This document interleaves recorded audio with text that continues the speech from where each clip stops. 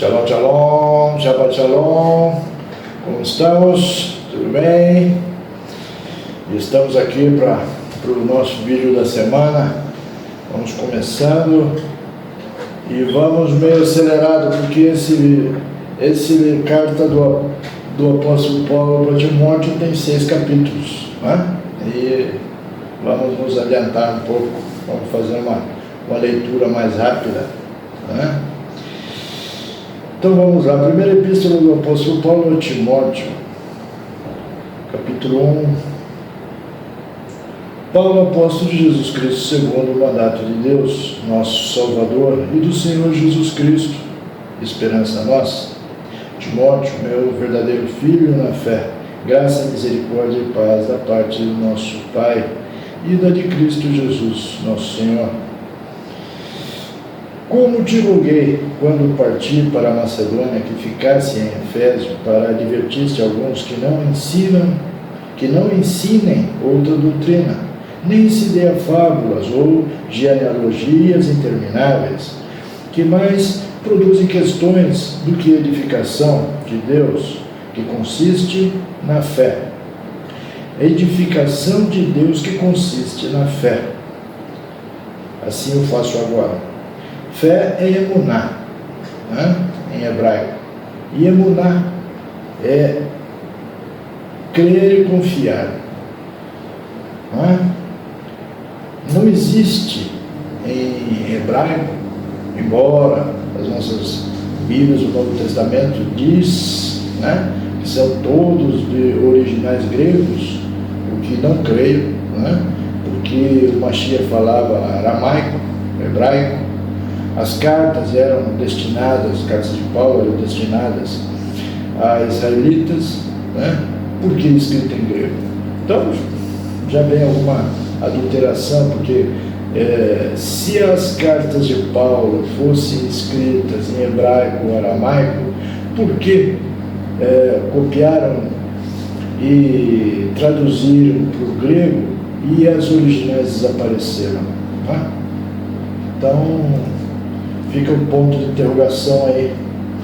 E fé, né, que é emuná, ela está apegada, 50%, né, fé, crença, e 50% obra. Né? Não tem como ter fé, como creio que é Tiago que fala, né, a fé sem obras é morta. Então quer dizer que ou você é obediente aos mandamentos do Altíssimo e por fé crê na salvação, né? Ou a tua fé não tem validez, né? É importante ressaltar novamente o significado dessa pequena palavra, né? Fé. Versículo 5. Ora, o fim do mandamento é a caridade de um coração puro. Na verdade, em grego, fim está escrito telos, né? Que quer dizer finalidade, intuito, propósito. Não que muitos pastores, né, usam disso, como em outra passagem diz, o fim da lei é Cristo, né? Então a lei termina, né? A lei terminou, mas não é assim, é a finalidade. O propósito, né? O intuito da lei é o nosso Mashiach, o nosso Salvador. Tanto que o nosso Salvador é a própria lei, né? Como eu já diversas vezes comentei, lá em João, nos primeiros capítulos, nos primeiros versículos do capítulo 1, né? Já é bem claro para nós isso, né? Que ele é a palavra que se fez carne. Então ele é a própria lei, ele é o próprio mandamento do Altíssimo, né? Se o nosso Salvador, ele é a própria lei, o próprio mandamento, ele é a Torá, o nosso Salvador é a Torá viva, né? Se você anular a Torá, você anulou o Salvador, né? Não tem lógica esses ensinamentos, e inclusive essa tradução, né? O fim da lei é Cristo. Não, é a finalidade, né? Então o Mashiach, ele primeiramente, né, ele veio em formato de palavra, de lei, de Torá, né? E depois ele veio em carne. Então não tem como a lei ter terminado, se ele é a própria lei. Compreende? De novo, só que eu vou eliminar a palavra fim e vou colocar a finalidade, né? Ora, a finalidade do mandamento é a caridade de um coração puro e de uma boa consciência e de uma fé não fingida, né? Então, novamente temos a palavra fé, que é emuná, né? A palavra emuná, se fosse somente uma questão íntima de cada um, né, não existe a possibilidade de ser fingida, né, porque não existe a possibilidade de fingirmos para o Altíssimo. Não temos como fingir para Ele, né? Temos como fingir em obras. Vou fazer tal coisa para as pessoas verem, para a gente ser alabado, né? Para as pessoas falarem, nossa, como ele é bonzinho, que isso e aquilo. Isso é fingimento, né? São obras, né? Com respeito à fé, que ela é espiritual e obras, então, em questão de obras, pode ser fingimento, né? Então, a fé, né, traduzida dessa palavra telos, né, para apenas fé, sim, o contexto real, ela dá algumas interpretações que são meio fora, né? E aí vamos continuando, versículo 6, do que, desviando-se alguns, se entregaram a vãs contendas, querendo ser doutores da lei, e não entendendo nem o que dizem, nem o que afirmam. Sabemos, porém, que a lei é boa, se alguém dela usa legitimamente, né? Então, muitos doutores da lei, antigamente, Paulo está se referindo como os líderes, os tais líderes religiosos de hoje em dia, né? Eles querem ensinar, mas fora do contexto da Torá, né? E não existe isso, né? Não tem cabimento um negócio desses, né? Leva as pessoas ao erro, ao engano. Versículo 8, sabemos, porém, que a lei é boa, a Torá é boa, se alguém dela usa legitimamente, sabendo isto, que a lei não é feita para o justo, mas para os injustos e obstinados, para os ímpios e pecadores, para os profanos e irreligiosos, para os parricidas e matricidas, para os homicidas, para os fornicários, para os sodomitas, para os roubadores de homens, para os mentirosos, para os perjuros e para o que for contrário à sã doutrina. Então, espera um pouquinho, sabendo disso que a lei não é feita para o justo, mas para os injustos, então espera um pouco. Aí muitas pessoas usam dessa passagem para dizer, então, eu não sou nada disso que está falando aqui, né? Então a lei não é para mim. Temos que compreender o contexto, né? Em que momento a lei é aplicada sobre uma pessoa? Quando você, sendo um cidadão cumpridor, né, dos seus deveres, que não comete nenhum crime, você vai diante do juiz? Para quê? Né?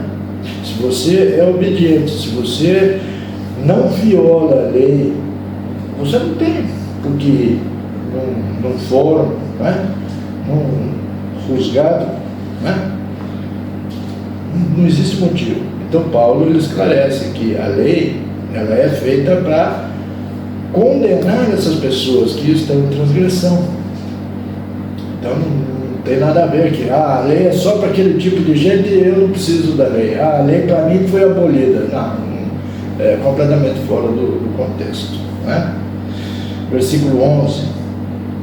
Conforme o Evangelho da glória de Deus, bem-aventurado que me foi confiado, E dou graças ao que me tem confortado, a Cristo Jesus, Senhor nosso, porque me teve por fiel, pondo-me no ministério. A mim, que dantes fui blasfemo e perseguidor e opressor, mas alcancei misericórdia, porque o fiz ignorantemente na incredulidade. E a graça do nosso Senhor superabundou com a fé e o temor que há em Jesus Cristo. Essa é uma palavra fiel e digna de toda aceitação, que Cristo Jesus veio ao mundo para salvar os pecadores, dos quais eu sou o principal. Mas por isso alcancei misericórdia, para que em mim, que sou o principal, Jesus Cristo mostrasse toda a sua longanimidade, para exemplo dos que haviam de crer nele, para a vida eterna. Ora, ao Rei dos séculos, imortal, invisível, ao único Deus, seja honra e glória para todos sempre. Amém. Esse mandamento te dou, meu filho, Timóteo, que segundo as profecias que houve acerca de ti, milite por elas boa milícia, conservando a fé e a boa consciência, rejeitando a qual alguns fizeram naufrágio na fé. E entre esses foram Himeneu e Alexandre, os quais entreguei a Satanás para que aprendam a não blasfemar. Admoesto-te, pois, capítulo 2.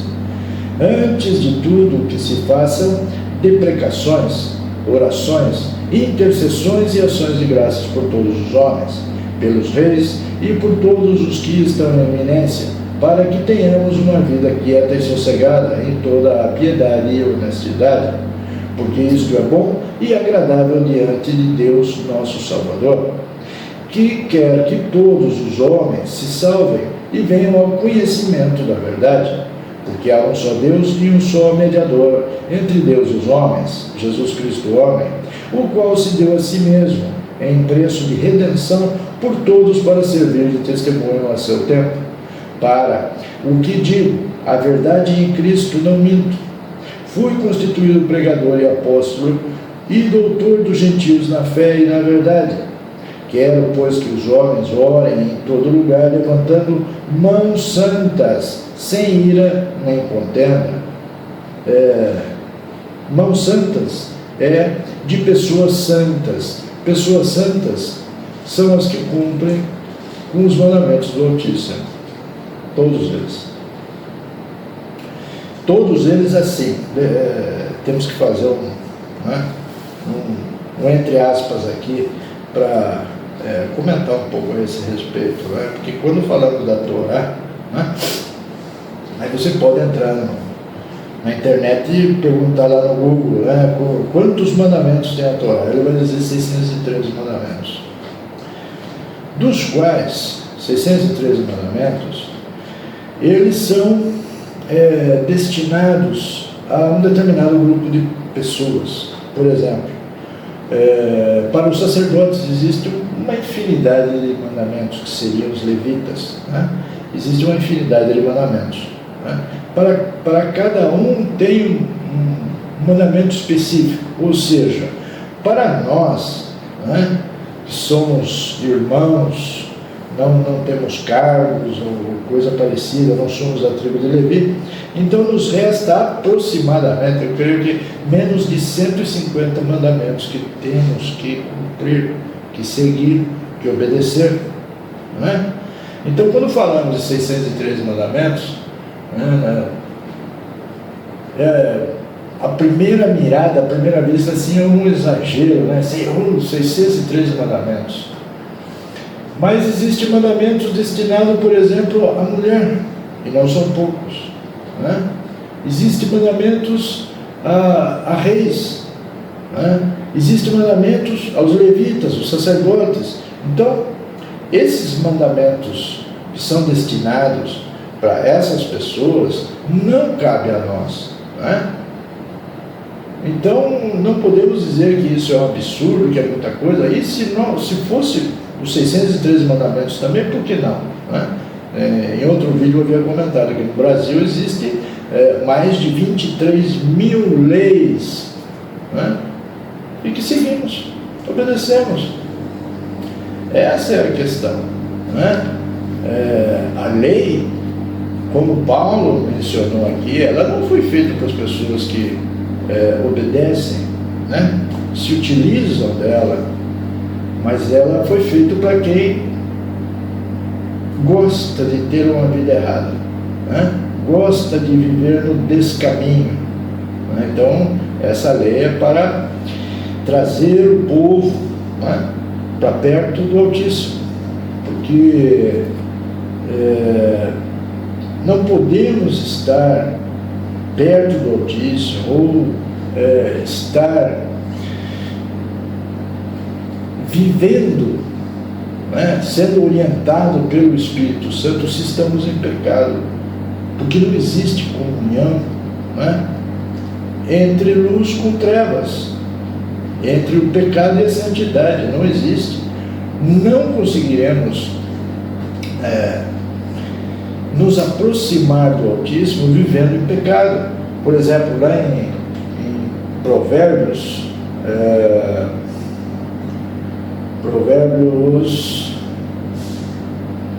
onde está Provérbios? Eu não preparei, né, o material para o vídeo de hoje, aí eu estou dando uma pequena olhada aqui, né, em umas anotações que eu fiz. E em Provérbios, não me lembro, 28, 9 talvez seja, né, que diz assim: que aquele que desvia o seu ouvido de ouvir a lei, até as suas orações são abomináveis a Deus, né? Então, temos que ter muito cuidado, né, quando dizemos, acreditamos, Deus ouve as nossas orações, atende as minhas preces, né? Será? Qual a vida que você leva? Então é um ponto de reflexão que temos que ter muito cuidado, temos que levar muito a sério essa questão, porque não é na base da brincadeira, não é mais ou menos, né? Temos que ter muita seriedade, né, com respeito a isso. Então vamos lá. E dou graças ao que me tem, assim eu já li. A mim, que dantes fui blasfemo, também já li. E aí no versículo 15 do capítulo 1, já estava no capítulo 2, né? Então continuando. Versículo 5 do capítulo 2. Porque há um só Deus e um só mediador entre Deus e os homens, Jesus Cristo, o qual deu a si mesmo em preço de redenção por todos, para servir de testemunha a seu tempo. Para o que digo a verdade, em Cristo não minto, fui constituído pregador e apóstolo e doutor dos gentios na fé e na verdade. Quero, pois, que os homens orem em todo tempo e lugar, levantando mãos santas, sem ira nem contenda. Então, voltando nesse aspecto novamente, né? Quero, pois, que os homens orem em todo lugar, levantando mãos santas. Então, se não temos mãos santas, a nossa oração tem valor? Né? É uma pergunta assim: será que vai ser ouvida? Né? Se não temos mãos santas, a nossa oração é ouvida?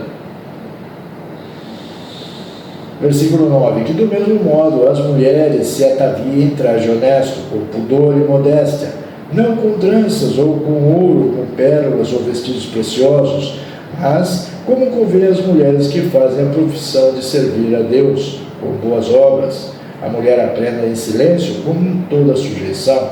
Não permito, porém, que a mulher ensine, nem use de autoridade sobre o marido, mas que esteja em silêncio, porque o primeiro foi formado Adão, depois Eva.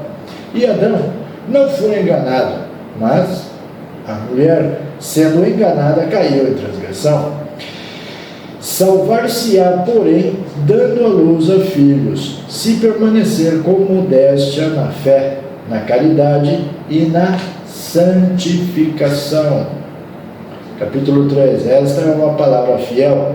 Se alguém deseja o episcopado, excelente obra deseja.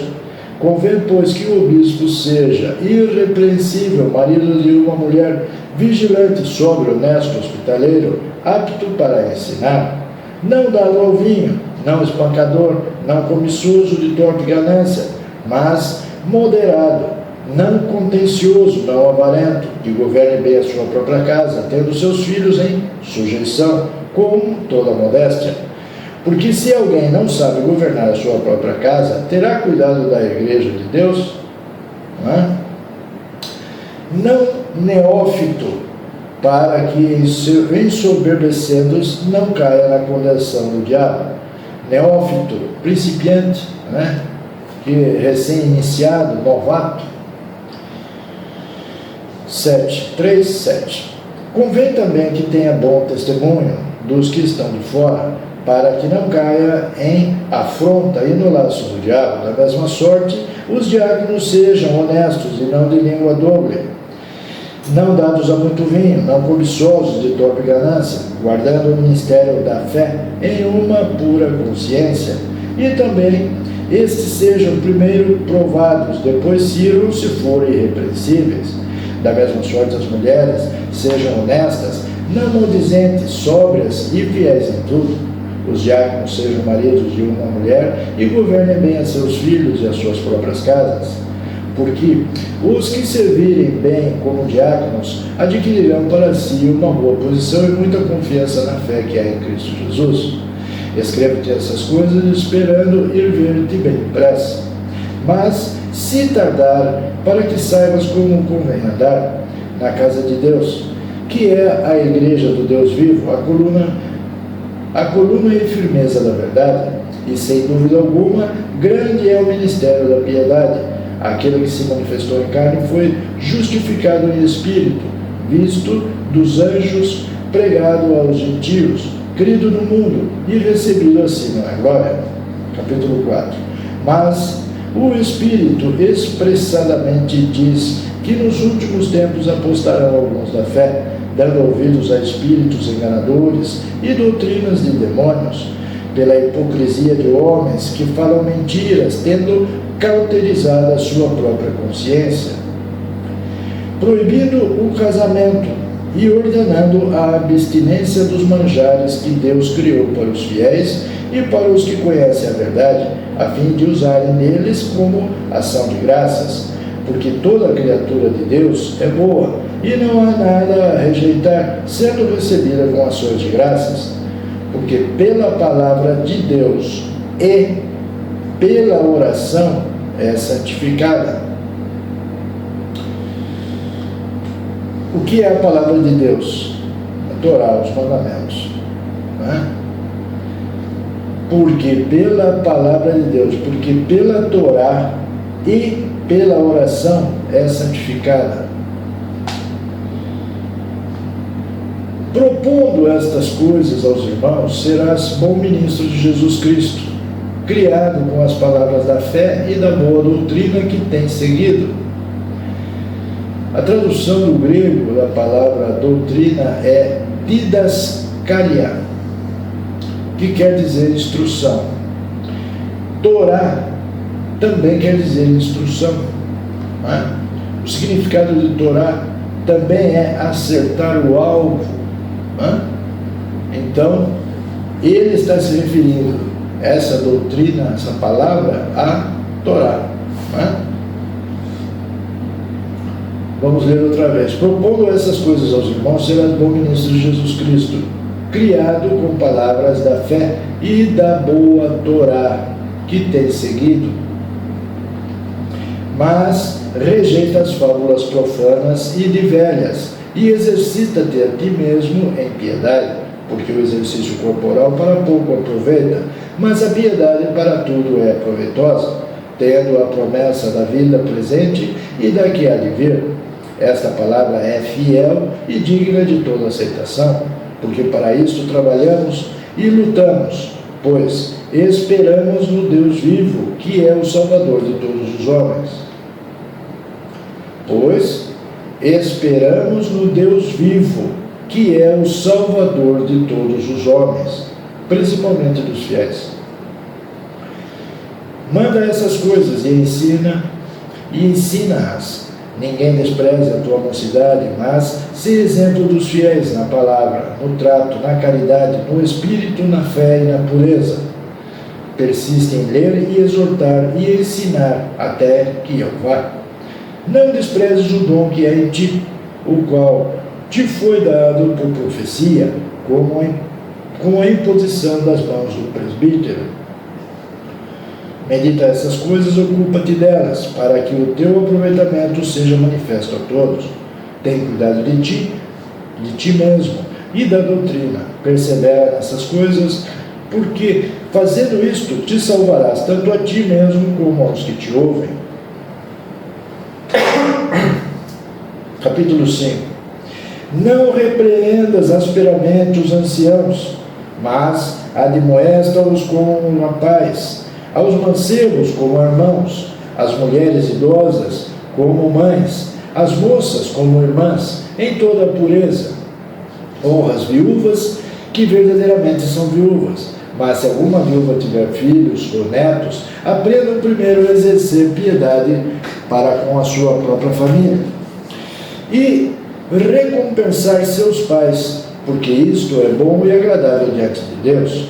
Ora, a que é verdadeiramente viúva e desamparada espera em Deus e persevera de noite e de dia em rogos e orações, mas a que vive em deleites, vivendo, está morta. Manda, pois, estas coisas para que elas sejam irrepreensíveis. Mas, se alguém não tem cuidado dos seus, e principalmente dos da sua família, negou a fé, e é pior do que o infiel. Nunca seja escrita uma viúva com menos de 60 anos, e só a que tenha sido mulher de um só marido, tendo testemunho de boas obras, se criou os filhos, se exercitou hospitalidade, se lavou os pés dos santos, se socorreu os aflitos, se praticou toda boa obra. Mas não admita as viúvas mais novas, porque quando se tornam levianas com Cristo, querem casar-se, tendo já a sua condenação por haverem aniquilado a primeira fé. E além disso, aprendem também a andar ociosas, de casa em casa, e não só ociosas, mas também paroleiras e curiosas, falando do que não convém.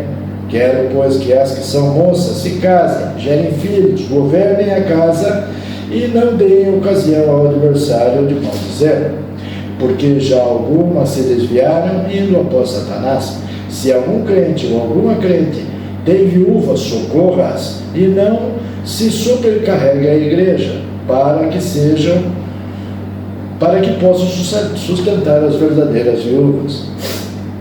Os presbíteros que governam bem sejam estimados por dignos de dupla honra, principalmente os que trabalham na palavra e na doutrina, porque diz a Escritura: não ligarás a boca do boi que debulha, e digno é o obreiro do seu salário.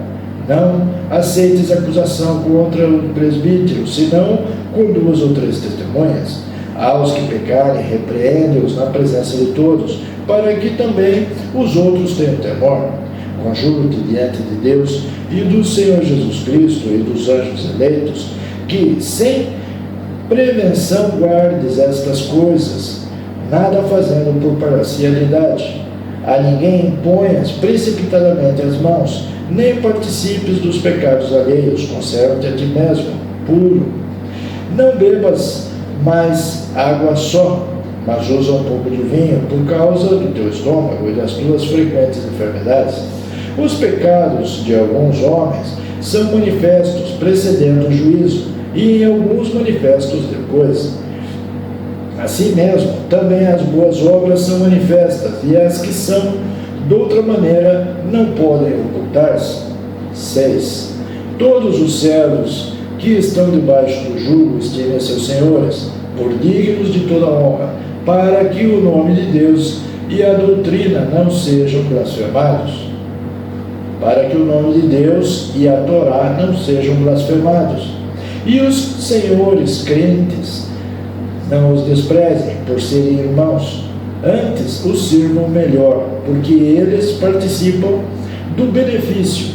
São crentes e amados. Isso ensina e exorta. Se alguém ensina alguma coisa, alguma doutrina, e se não se conforma com as sãs palavras do nosso Senhor Jesus Cristo e com a doutrina que é segundo a piedade, é soberbo. Então, quer dizer que, se alguém ensina alguma doutrina, e não se conforma com as palavras de Jesus Cristo, é soberbo. Então, daqui podemos tirar que todo aquele que ensina que a lei foi abolida, que é uma doutrina humana, é soberbo.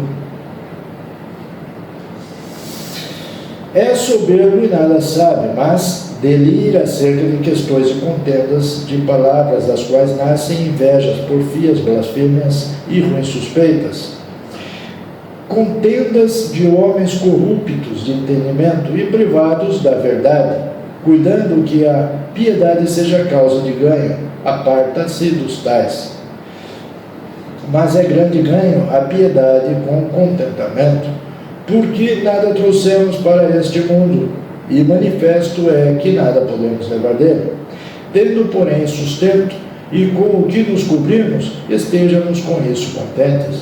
Mas os que querem ser ricos caem em tentação e em laço, e em muitas concupiscências loucas e nocivas, que submergem os homens na perdição e ruína. Porque o amor ao dinheiro é a raiz de todos os males. E nessa cobiça alguns se desviaram da fé e transpassaram a si mesmos com muitas dores.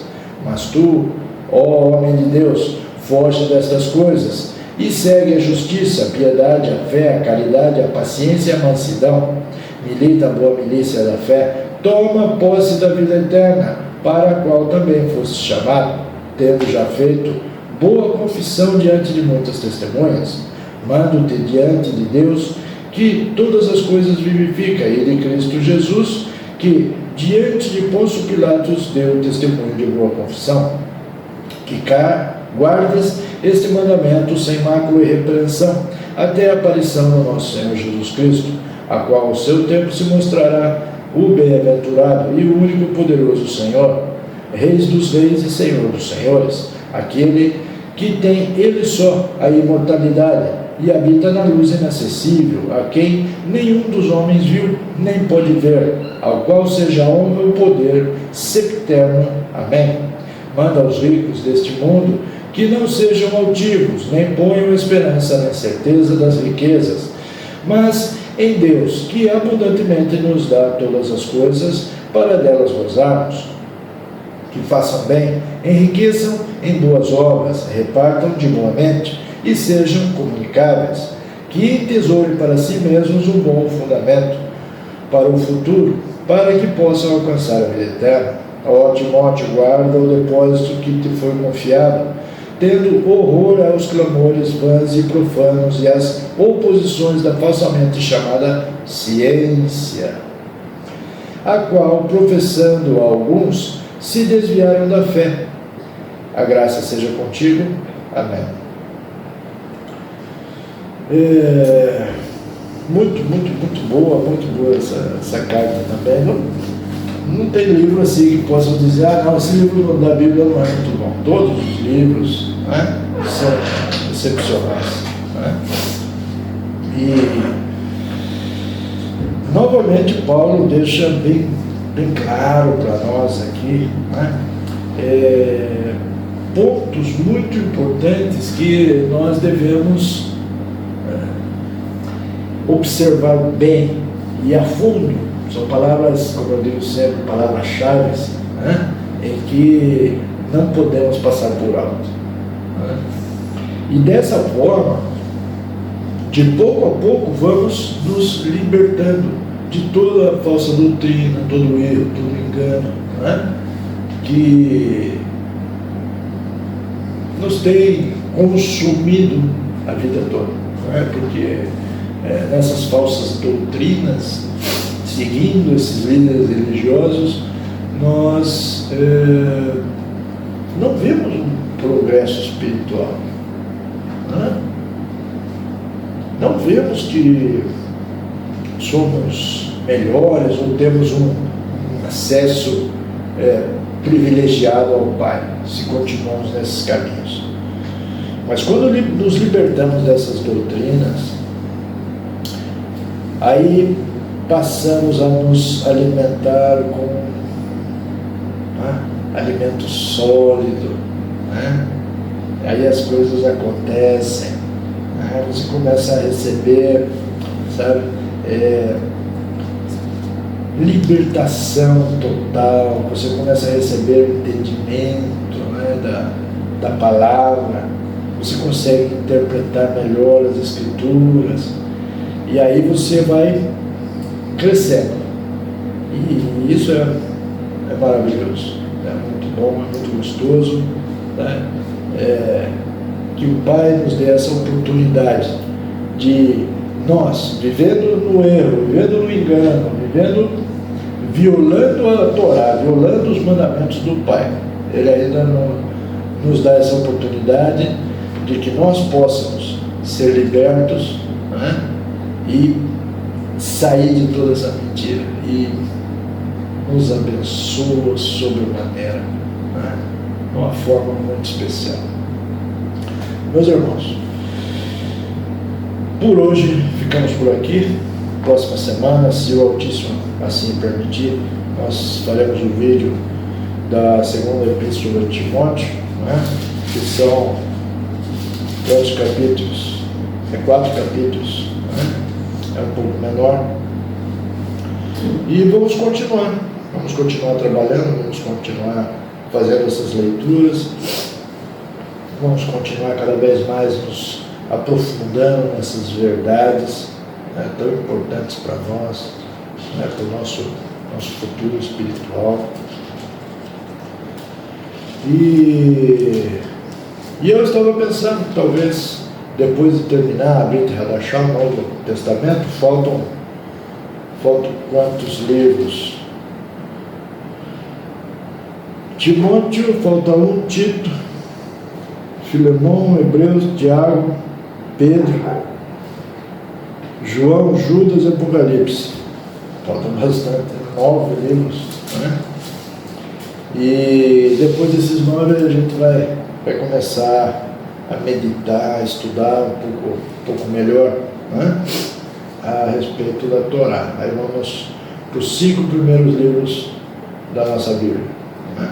Vamos buscar compreender melhor o significado, né, do Mashiach, do nosso Salvador escrito, né, a palavra, né? Vamos continuando, vamos trabalhando, vamos estudando, vamos lendo, vamos crescendo, né? Porque quanto mais a gente se dedica à boa leitura da palavra, né, mais próximos do Altíssimo estamos, né? Ou o Altíssimo está mais próximo de nós, né? Isso é muito bom. Tá bom? Que vocês todos tenham uma boa semana, que o Altíssimo, nosso Pai, os abençoe grandemente, né? E tchau, tchau.